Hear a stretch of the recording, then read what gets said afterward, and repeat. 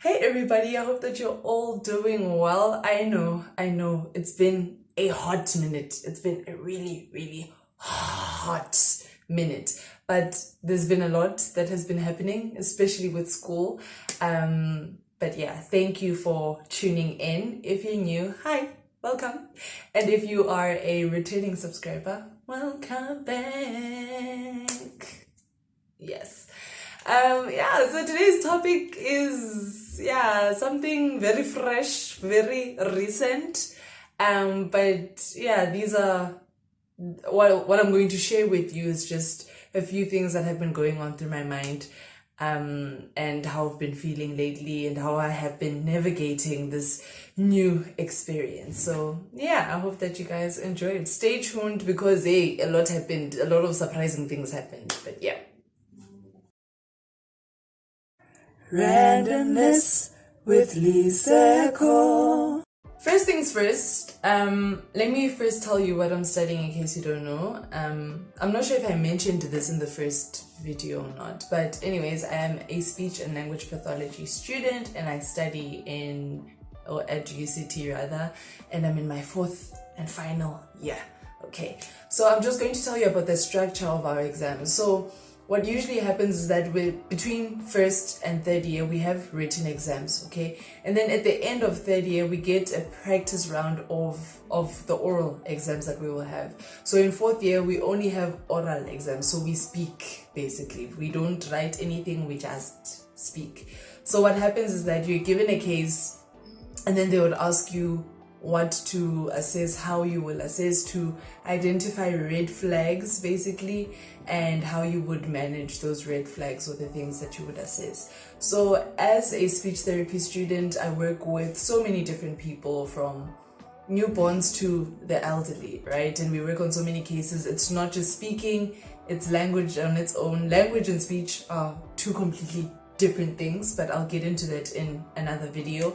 And we also work with swallowing difficulties and other issues. There's a lot that we do, okay?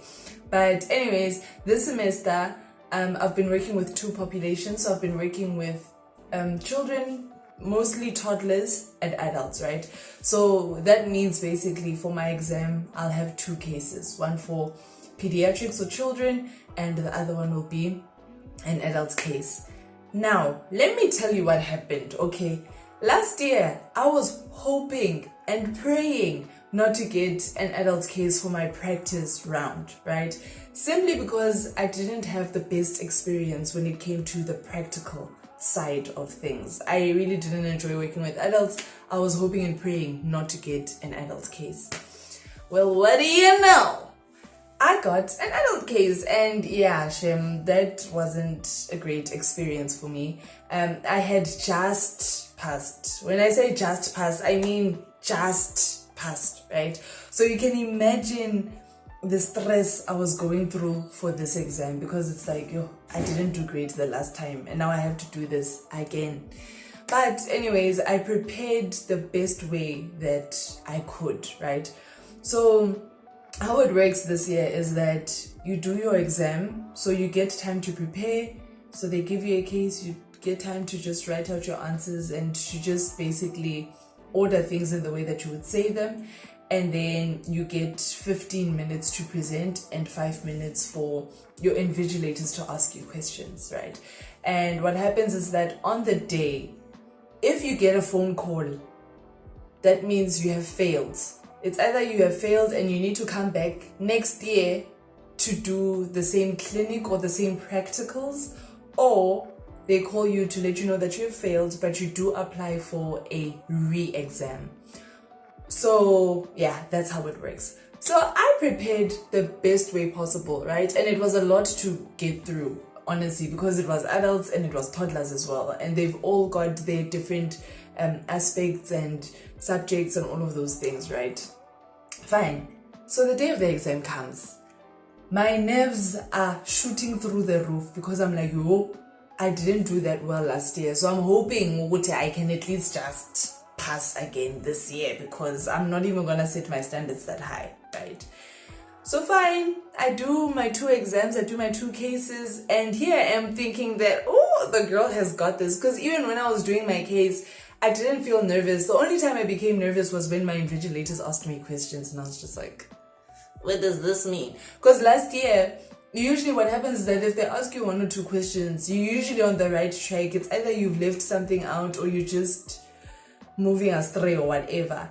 But last year they bombarded me with questions, so that's why I knew, bye, it's over. So this year I was like, they didn't ask me many questions. It was just 1 or 2 questions here and there. I should be fine. I came home. I even spoiled myself that day because I was like, I'm done with exams. It's the only exam that I have. I am done. I am happy. Let's do this. Let's do this. Then at around 3:30 or so, I can't really remember the time, I hear my phone ringing and I'm just like, that can't be my phone. And I was like, if it is ringing, then it has to be someone else, but it can't be what I think it is. Guys, I looked at my phone and I saw my invigilator's name and I was like, oh boy. Oh boy, I can't deal with this. Like, not now. Anyway, so I answer.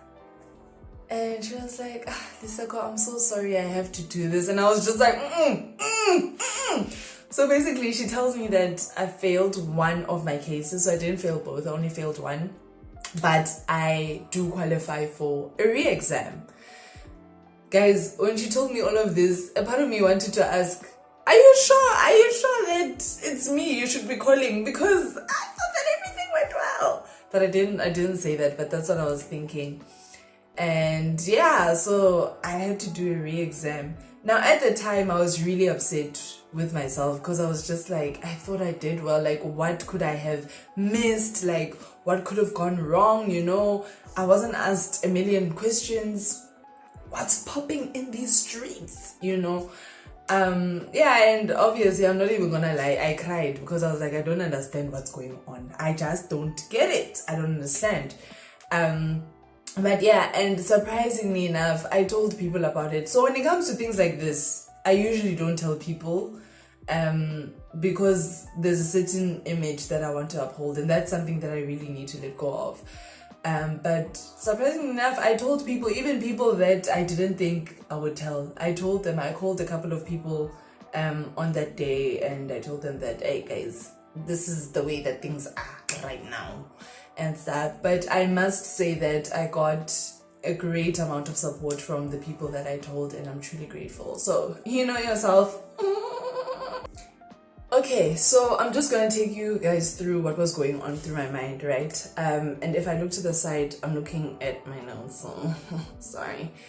But thought process number 1 was, I just thought back to high school. So what happened in high school is that there was a certain point in time where I was the smart kid, basically. I was one of the people who were in the top 5, I was getting all of these awards and whatnot, and I felt bad, like, yeah, man, I am the girl because wow. And then, so that was back in grade 10. So that's when I was getting all of these achievements and being recognized and all of those things. Grade 11, things just, it was just a fr of things, honestly speaking. It was just like this. I wasn't in the top 5 anymore. I wasn't getting the marks that I was getting, no more distinctions. Everything was just going like this. Everything was just right? And it was a really hard time for me because I'd have people come up to me and ask, what's wrong with you? What happened to you? You're no longer in the top 5. What's wrong with you? And honestly speaking, that really scared me because now I'd ask myself, like, what's wrong with me? And the sad thing is that I'd put in the work. I'd attend extra classes. I would do this, I would do that, and I would still get low marks, right? And to be honest with you, I was even surprised that UCT took me with the marks that I got because it was bad, okay? But that's a story for another day. So yeah, high school. Number 2 was also just what happened last year. So 3rd year is a really hectic year, okay? It's really, really hectic because we're trying to finish the theory part of things so that in 4th year we can just focus on the practicals. Guys, 3rd year was so hectic, but through it all, surprisingly enough, I was getting distinctions, okay? To a point where I even got an award for getting above 70% for my average. Like, yeah, I was like, oh wow, like, yo, I'm getting distinctions after such a long time, you know? So I'm like, you know, we're getting somewhere. But at the same time, my prayer was, yo, I hope I don't tie my identity and worth to the marks that I'm getting, because that's what happened the last time in high school and stuff. So I was like, Lord, please help me not to associate myself closely with these achievements, basically, because when things go south, I don't want to be thinking negatively about myself. So yeah, then the other thing was that obviously I mentioned this earlier on, but the people pleaser in me and the Miss Goody Two Shoes was just like, yo, what are people going to think of me now? Because another thing is that I was at the open day and I was busy telling people, hey, I got distinctions last year, and now it's like, how? But you are failing your exam, so make 1 + 1 2, because it's giving 14 million right now, right? But I'm glad that I was able to cut that thought short. I was just like, girl, ain't nobody got time for that, okay? Like, you don't have time for that right now, so just pass, you know? So yeah, so that's what was going on through my mind. Hey, English. But yes, you get it. So yeah, and then I was just like, look, all I can do right now is just prepare for this re-exam. All right, that is the best that I can do for myself. So let me get down to it.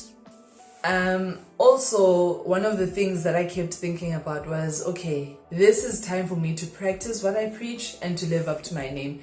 Because there are so many times at church where like I'd be sharing on my devotions or a prayer point, and I'd be like, yeah, trust God in tough situations. Hey, do this and this in tough situations. Hey.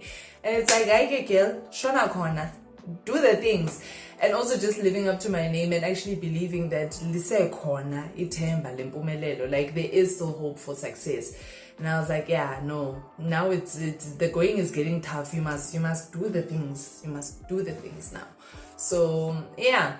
But fast forward to when the re-exam happened. So I prepared as much as I could. The day came, and by the grace of the Lord, I passed the second time around. Won't he do it? Glory. Anywho, so I passed the second time around, and that had a little bit of drama on its own because I cried before I presented the case. I was sitting there looking at my invigilators and I was just like, which was so embarrassing, honestly speaking. I was like, why am I crying? But I was scared at the same time. And they're like, should I give you a minute? And I was like, I need to get this thing done. Okay. So anyways, I presented my case. And after that, like, I wasn't even excited to be like, oh, this thing is done. Finally, I was stressed. I'm not gonna lie, I was stressed. But I got a message later on saying, Lisa, can you pass? And I was like,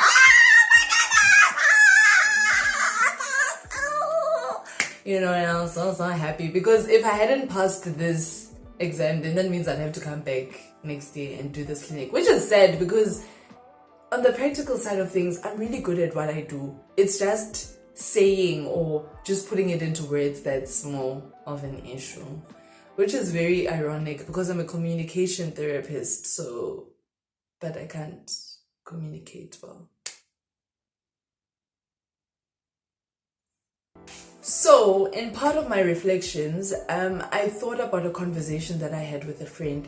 So a couple of weeks before the exam, I was just telling a friend about the different things I was going through, right? And how I was questioning my faith at the time. And she told me that regardless of the things that we go through, just because we go through difficult situations or challenges or whatnot, it doesn't mean that we do not have enough faith. God is still good. God is still worthy of our praise. He is still worthy of worship in all situations. And it made me think of James chapter 1, verse 2-4.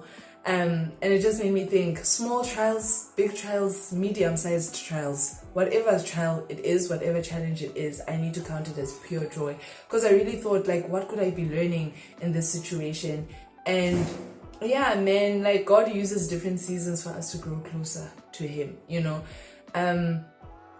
and in growing closer to Him, we also learn more about Him, and the things that we say about Him actually carry meaning now, because we've gone through things and we know what we're talking about when we say God is trustworthy, God is a provider, God is a comforter, and all of those things.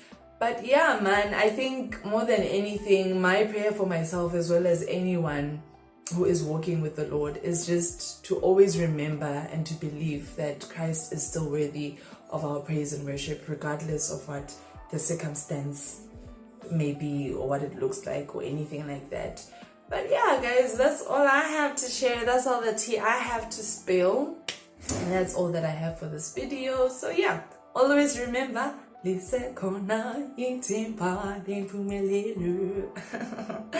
I'll see you all in the next video. Peace. Deuces.